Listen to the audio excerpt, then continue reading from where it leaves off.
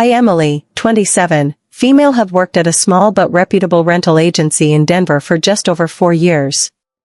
We manage a mix of mid-range apartment buildings and smaller rental homes across the metro area, and while we are not exactly a real estate empire, our agency has built a solid name for itself through professionalism and community trust.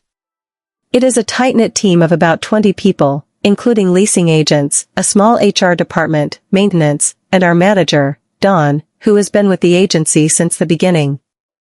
I have always taken a lot of pride in my work. I love the balance of logistics and people skills it requires, and up until recently, I genuinely loved the people I worked with.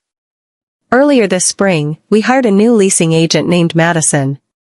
She was 24, fresh-faced, and had that eager energy that you often see in people trying to make a name for themselves. At first, everyone was charmed by her. She was bubbly, enthusiastic, and always smiling.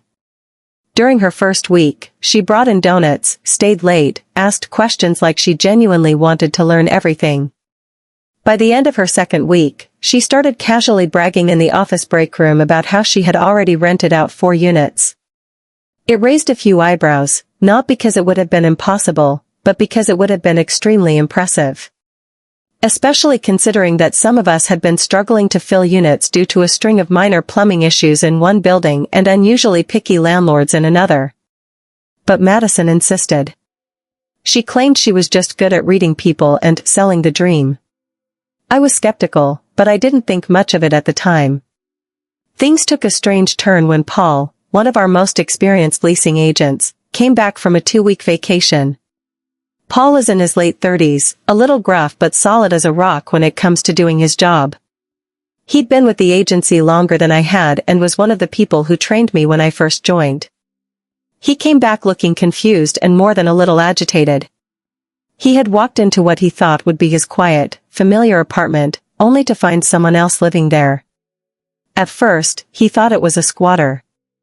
He almost called the police, but the young couple in the apartment insisted they had signed a lease through the agency. They showed him the paperwork, a lease with Madison's name on it as the agent, and a receipt indicating they had paid the first month's rent, $1,300 in cash, directly to her. Paul was stunned. That apartment wasn't on the rental list. It was his place, his home, and she had rented it out behind his back. He brought the whole thing to HR in a fury. I was not in the meeting, but word got around fast. Madison claimed she had made a mistake. She said she thought the apartment was one of the vacant ones on the system and had no idea it was Paul's. She cried. She told them she was just trying to prove herself and got confused. Shockingly, HR seemed to buy it. Dawn called it a learning experience and told us that as long as she refunded the money and the couple was relocated, we should all move on. I was floored. Paul was even more furious, but with HR refusing to escalate, he didn't have many options. I tried to brush it off, but something about it sat wrong with me. I could not shake the feeling that this was not a mistake. I knew our system. Every agent has to double-check availability through our shared internal tracker before showing a unit, let alone before drafting a lease or handing over keys. Madison would have had to deliberately bypass multiple checks to make that mistake. Still, nothing more happened for the next week or so, and everyone pretended to move on. That changed when I came back from a quick weekend trip to Boulder. It was a Sunday afternoon, and I had just parked in front of my duplex when I noticed a couple standing awkwardly on my porch. The woman looked confused and was fiddling with a set of keys, while the man was pulling something from a backpack. I assumed they had the wrong address and got out of the car to tell them so. But then I saw it. The woman had just unlocked my front door. I froze. She looked up and smiled uncertainly. She said, "Oh, are you the landlord?" My heart dropped. I asked what they were doing at my house, and she responded with something like, "We're moving in today. Madison told us to be here at 3. They showed me a lease. My address. My name nowhere on it. Madison listed as the agent. Signed and dated, only 2 days before. They said they had paid $1,200 in cash and had been told the unit was recently vacated. I felt like I had been punched in the stomach. That was my home. I had lived there for almost 2 years. Madison had given them my key. She had signed a lease for a home that was clearly not available and taken their money. I called Dawn immediately, barely holding myself together. The couple was polite and clearly just as shocked as I was. They apologized profusely and left once it was obvious something was wrong. I checked the house, nothing was missing, but the idea that someone else could have been inside while I was gone, or worse, while I was home, made my skin crawl. I filed a formal complaint with HR the next morning. I demanded a meeting. I brought copies of the fake lease, photos of the couple's ID, text screenshots they showed me from Madison confirming the move-in time. It was all there, black and white. Madison's response? More tears. More apologies. She claimed she'd got the address mixed up and thought my unit was one of the nearby vacants. She said she had been rushed and panicked and didn't double-check. She said she was deeply sorry and would personally refund the couple. HR was not thrilled, but still hesitant. They called it deeply concerning but said they needed to investigate before taking any formal disciplinary action. Don looked visibly frustrated, but his hands were tied by protocol. That's when I knew this was not a fluke. This wasn't a misunderstanding. You don't accidentally rent out a coworker's occupied apartment twice. Once is bad. Twice is deliberate. And who knew how many others had been affected? I couldn't stop thinking about all the ways this could have gone worse. What if I had been home when they tried to enter? What if they had walked in on someone sleeping? What if someone panicked and called the cops? I spent that entire night replaying the interactions I had with Madison since she arrived. The way she seemed to latch onto people. How she asked about people's vacation plans. How she somehow had access to keys she should not have had. A few things she said during lunch breaks that seemed harmless before now came back to me with a very different flavor. I decided to find out how deep this went. I wasn't going to sit back and wait for HR to decide whether or not they had the courage to do their job. They had already failed Paul, and they were halfway through failing me. Their process was slow, buried under paperwork, fear of wrongful termination lawsuits, and whatever ridiculous corporate inertia kept them from seeing that this wasn't just a series of mistakes. This was fraud, and someone had to deal with it before more people were robbed, or worse. So I took it into my own hands. First, I stayed late after everyone left. I logged into our internal lease management system and started pulling every lease Madison had handled since the day she was hired. I knew what I was looking for, units she shouldn't have had access to, leases that never passed through the system's approval workflow, anything that seemed out of place. And it didn't take long. I found 3 leases that were tied to units never officially marked as available. The addresses were real, but the leases were completely disconnected from our back-end processing. 2 had no payment records, only the status marked pending in the payment section, which meant someone entered the lease but didn't log the transaction properly. And the 3rd lease didn't even have the unit on the active list. It had been scheduled for repairs after a burst pipe last winter and hadn't been made rentable again. Yet somehow, there was a signed lease, and it was dated 3 weeks ago. Next, I checked our tenant management portal, the one clients use. These leases only existed there.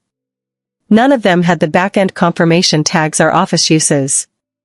Which means she created them using the fake lease template file, then uploaded them manually through client profiles. Not the actual system pipeline. She was deliberately bypassing the internal safeguards. That would have been enough for a formal disciplinary case. But it wasn't enough for me. I wanted proof this wasn't just technical sloppiness. I wanted to prove she had planned this. So I went back to the lease the couple brought when they tried to move into my house. I looked at the phone number Madison had listed as her agent contact. At first, I assumed it was a Google Voice number, maybe a burner cell she used to avoid clients calling her personal phone. But when I reverse searched it, the result stunned me. The number was registered to someone named Jackson Ramirez. I didn't recognize the name, but I started digging. 10 minutes on Facebook, and I found him. His profile wasn't locked down, not even slightly. I scrolled through photos and posts and eventually found one of him and Madison together, arms wrapped around each other at Red Rocks, dated 3 months ago. She was tagged Madison Lane. Smiling. Kissing him on the cheek. So this wasn't just some friend or roommate. This was her boyfriend. And then I found the bombshell.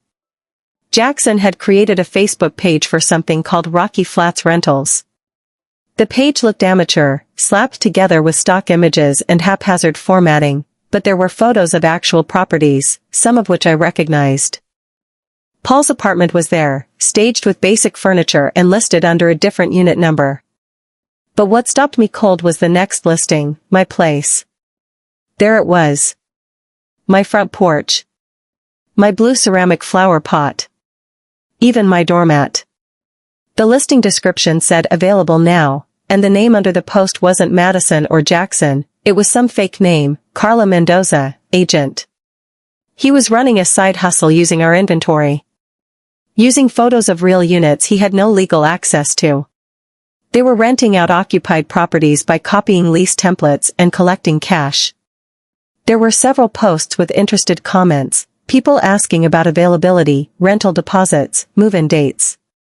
He was actively working people through the scam. I spent the next 2 hours compiling everything.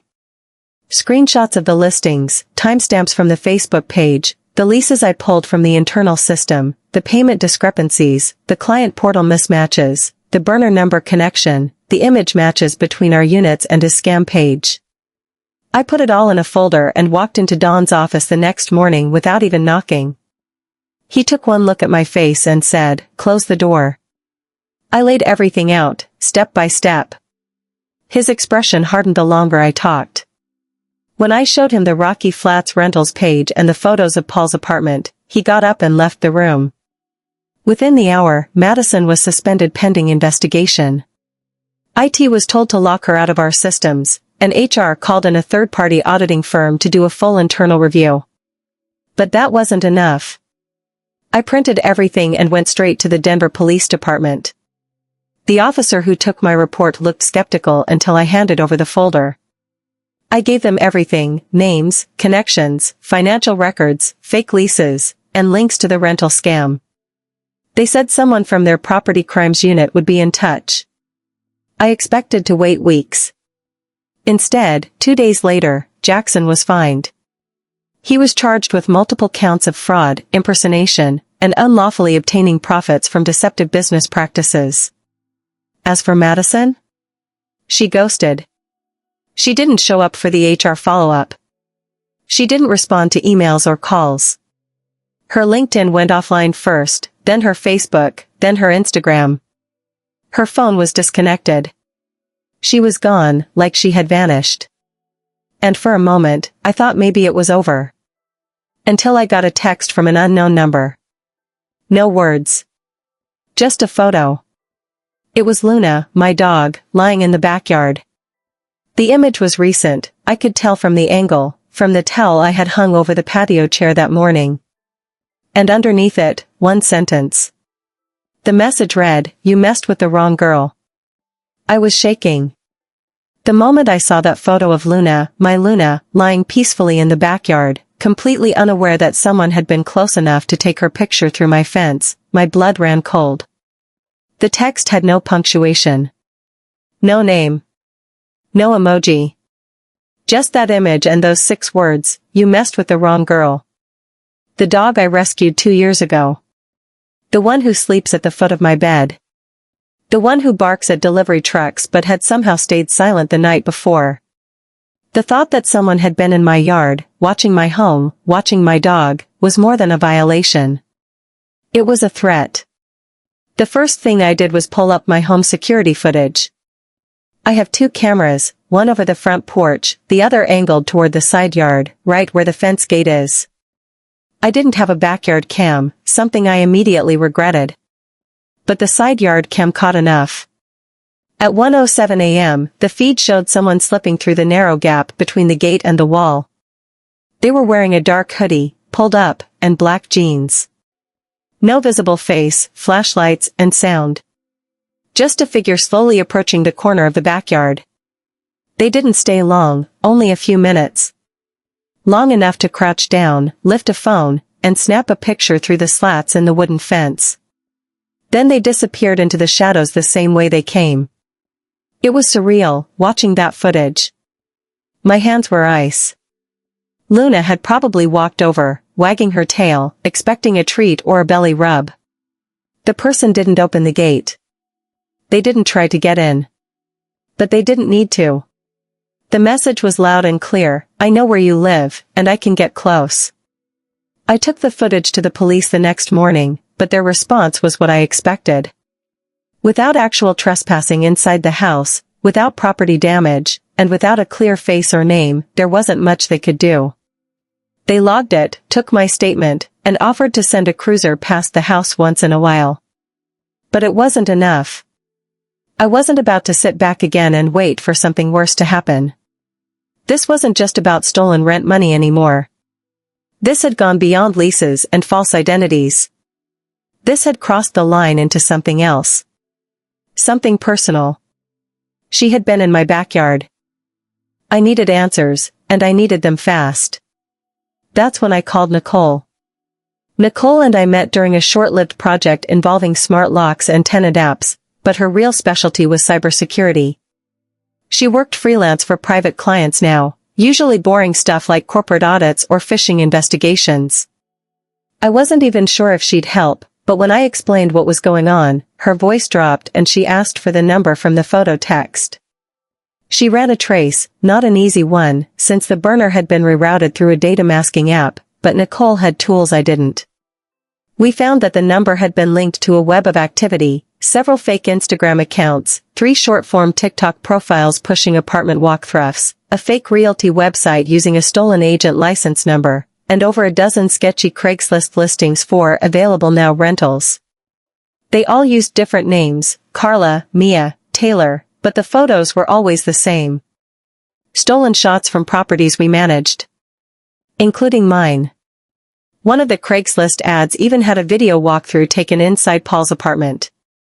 His art was still on the walls. Eventually, Nicole pinpointed a common thread. Every one of these accounts had been created or updated from the same public IP address. A local coffee shop, just a few blocks from our office. A place I knew Madison frequented. She'd even tagged it in her stories more than once. And that's when Nicole took things a step further. She started digging into the name on the fake lease that had been used in my case. Not Madison Lane, but the email address attached to the Craigslist replies. That's when we found her. Her real name wasn't Madison Lane. It was Mallory Kane. Mallory Kane had a record. Not under just one name, but several.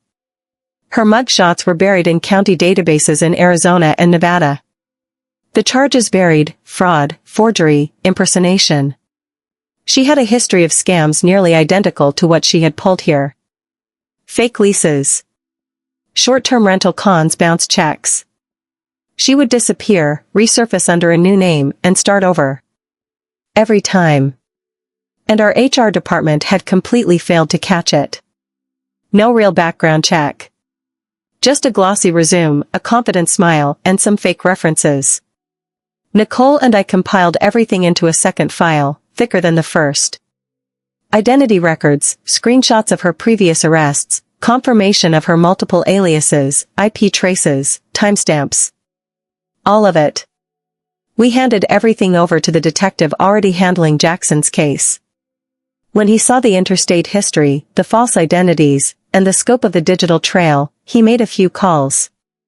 It was no longer a local matter. They escalated the case to the FBI. A federal warrant was issued for Mallory Kane's arrest. They added her to a watch list for interstate fraud and identity theft. Her scam wasn't just affecting people in Denver, it stretched across multiple states. God only knows how many people she conned while hiding behind aliases. After that, things moved quickly.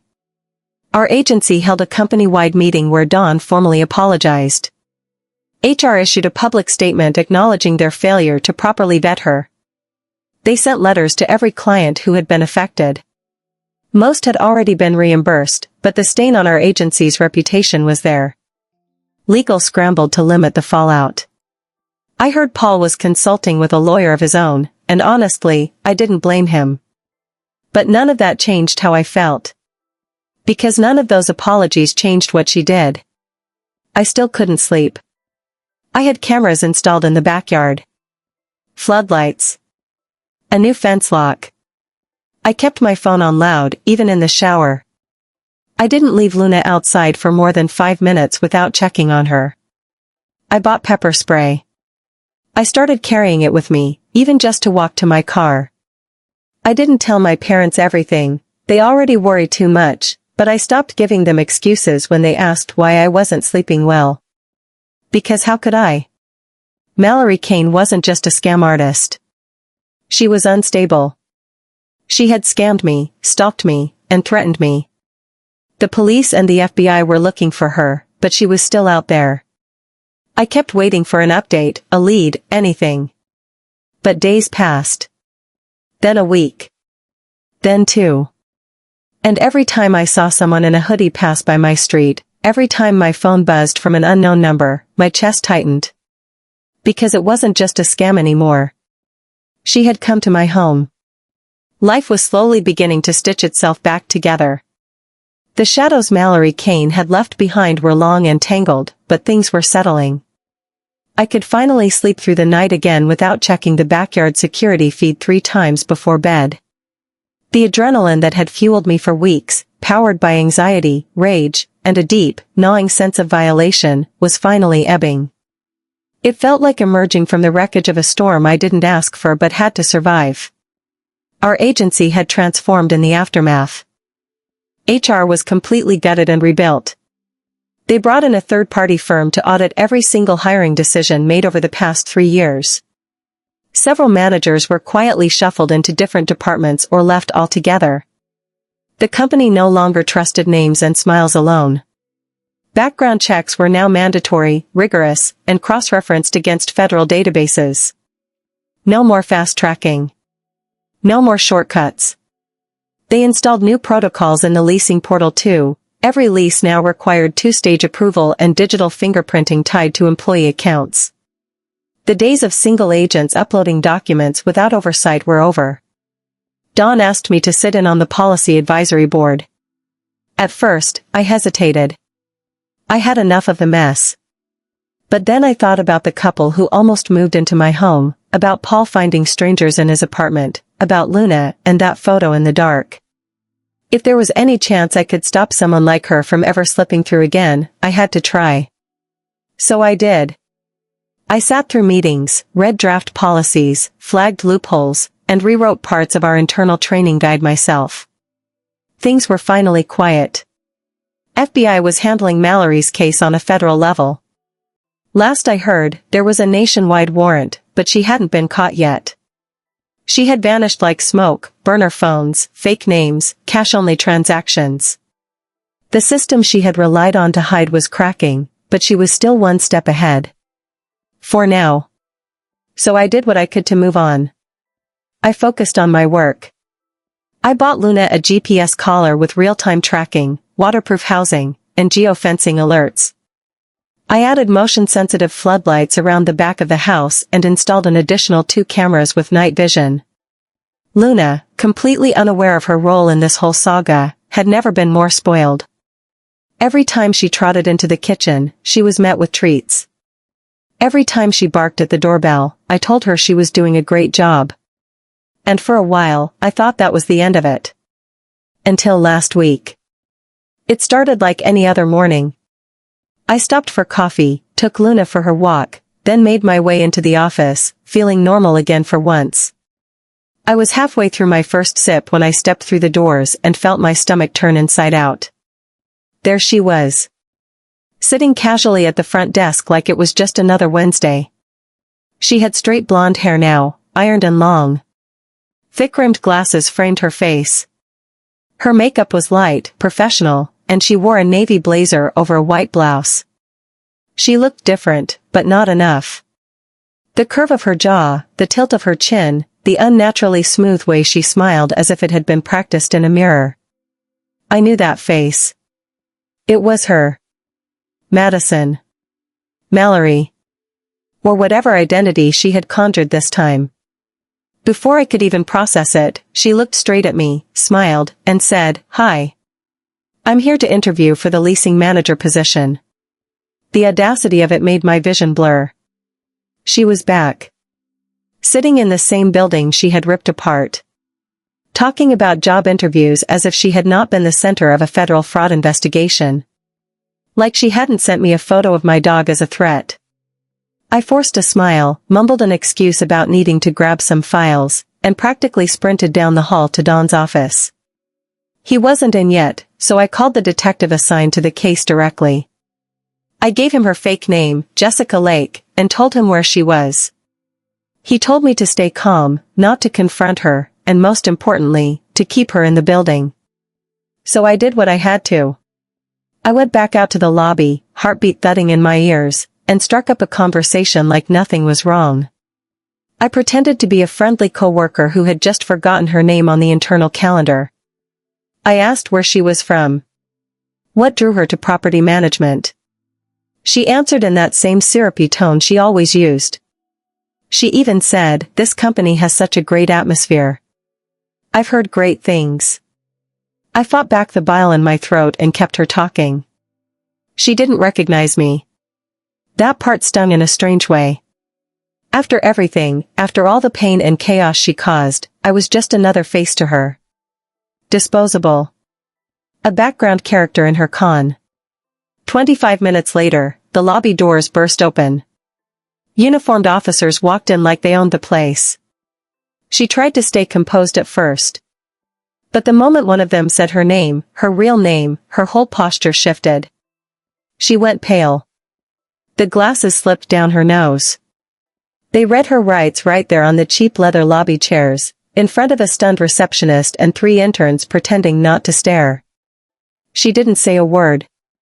Just looked at me, that same face stripped of charm now, and for a moment, there was something cold and hollow in her eyes. She knew exactly who I was. Turns out, she had applied under the alias Jessica Lake using forged documents and a fake license number. Her references were burner numbers tied to more fake personas. She had assumed our agency, now under a new name, with a new HR system, would never notice.